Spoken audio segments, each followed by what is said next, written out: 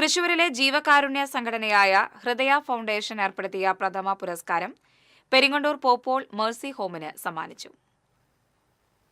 പോപ്പോൾ Mercy ഹോമിൽ നടന്ന പുരസ്കാര സമർപ്പണം doctor MP. Abdul Samad Samadani MP. ഉദ്ഘാടനം ചെയ്തു. 1 ലക്ഷം രൂപയും പ്രശസ്തി പത്രവും ഫലകവും അടങ്ങുന്ന പുരസ്കാരം Pope Paul mercy home director father Johnson Anthikkad ഏറ്റുവാങ്ങി. കരുതിക്കൂട്ടി വെറുപ്പുൽപ്പാദിപ്പിക്കുന്ന കരുണ പറ്റിയ സമൂഹമായി നാട് മാറിയെന്ന് അബ്ദുൾ സമദ് സമദാനി പറഞ്ഞു. സ്നേഹശൂന്യതയാണ് ഈ നാട് നേരിടുന്ന ഏറ്റവും വലിയ പ്രശ്നം.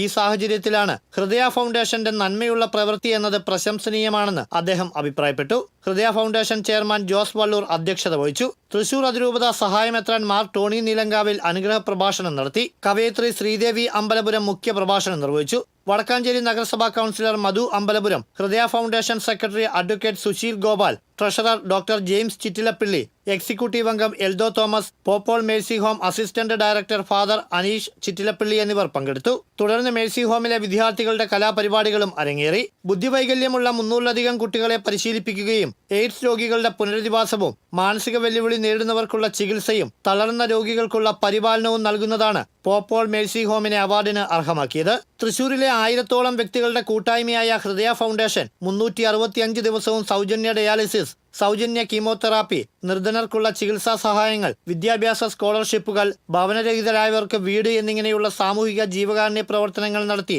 മാതൃക സൃഷ്ടിക്കുകയാണ്.